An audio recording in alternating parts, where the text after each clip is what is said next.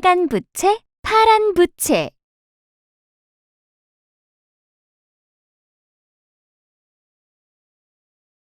하루하루 근근히 살아가는 가난한 할아버지와 할머니가 있었어. 몇 년째 흉년이 들어 할아버지네 집에는 당장 먹을 것도 없었지. 굶주린 할아버지는 겨우 힘을 내어 부자 할아버지를 찾아갔어. 여보게, 미안하지만 보리쌀을 좀 구워주게.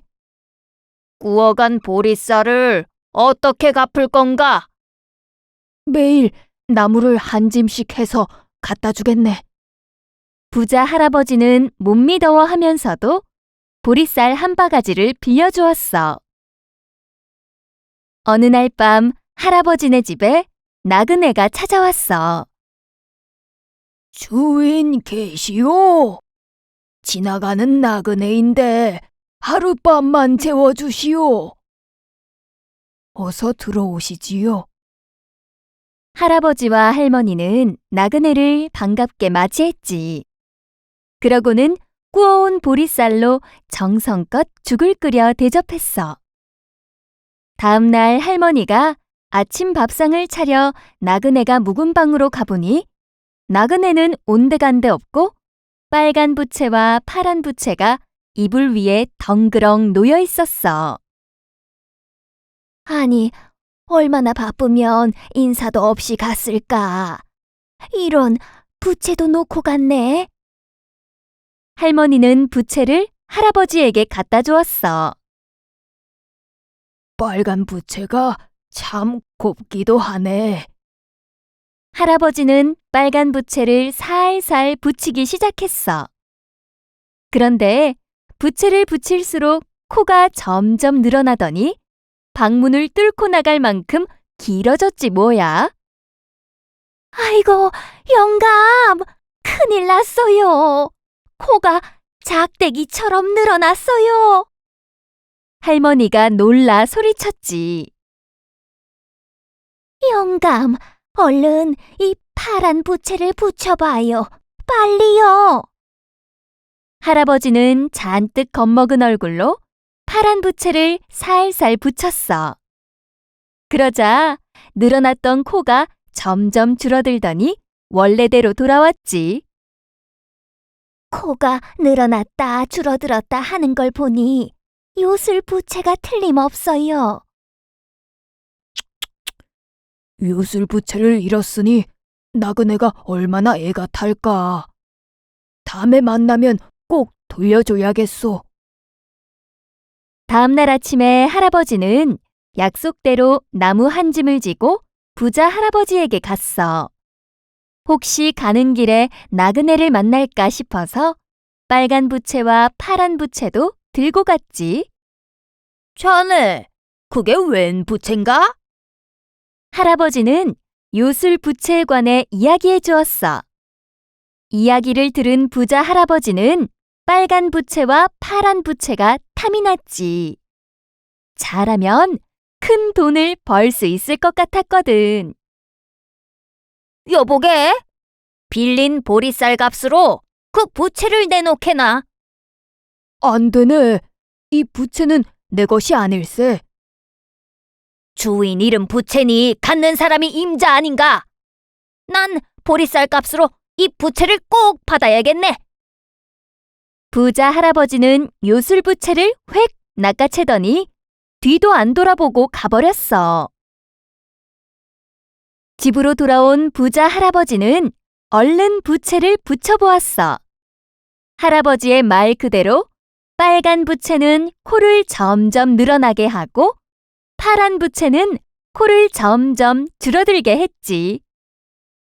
옳거니, 빨간 부채로 코를 늘인 다음 큰 돈을 받고 파란 부채로 고쳐줘야겠다. 부자 할아버지는 그 길로 옆 동네에 사는 황부자를 찾아갔어. 황부자 집에서는 황부자의 생일 잔치가 열리고 있었지. 황부자는 사람들에게 인사하고 다니느라 땀을 뻘뻘 흘렸어. 여보게, 황부자! 생일을 축하하네. 근데 날이 이렇게 더워서 어쩌누? 자, 이 부채로 땀을 식히게. 부자 할아버지는 빨간 부채를 건네주었어. 더운데 잘 됐다 싶어 황 부자는 빨간 부채를 마구 붙여댔지. 그러자 황 부자의 주먹코가 쑥쑥 늘어나 작대기처럼 길어졌어. 아이고, 아이고, 내 코가! 황 부자는 자기의 두 눈을 믿을 수가 없었지. 사람들은 늘어난 황 부자의 코를 보고 여기저기서 수군거렸어. 황 부자는 그날로 자리에 누워버렸어. 동네 용한 의원이란 의원은 모두 불러들였지. 내 코만 고치면 재산의 반을 주겠소. 제발 내 코를 고쳐주시오. 황 부자는 의원들을 붙잡고 울며불며 부탁했지. 하지만 누구도 황 부자의 코를 고쳐주지 못했어. 황 부자는 늘어난 코를 보며 하루 종일 방 안에서 울기만 했어. 이 소식을 들은 부자 할아버지는 황 부자를 찾아갔어. 황 부자, 자네 코를 고쳐주면 정말 재산의 반을 주겠나? 주고 말고. 여보게, 제발 내 코 좀 고쳐주게. 그제야 부자 할아버지는 파란 부채를 살랑살랑 붙였고 곧이어 황 부자의 코는 원래대로 돌아왔지. 이 일로 부자 할아버지는 더 큰 부자가 되었어.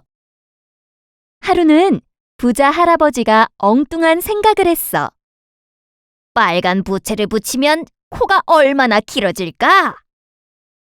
궁금해진 부자 할아버지는 빨간 부채를 살랑살랑 붙이기 시작했어. 그러자 코가 쭉쭉 길어지더니 지붕을 뚫고 하늘 위로 올라갔지. 마침내 하늘나라 임금님도 부자 할아버지의 코를 보게 되었지. 버릇없이 코가 이곳까지 오다니. 저 코를 기둥에 꽁꽁 묶어라.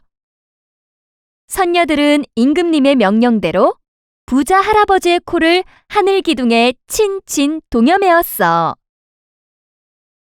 콧마루가 시큰거리자 부자 할아버지는 파란 부채를 붙이기 시작했어.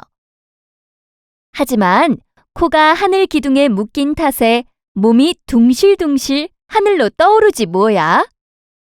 겁이 난 부자 할아버지는 심하게 발버둥을 쳤지. 그러자 하늘 기둥에 묶여있던 코가 쑥 빠지며 부자 할아버지는 땅으로 곤두박질 쳤어. 얼마나 높이 올라갔는지 부자 할아버지는 아직도 땅으로 내려오고 있는 중이래.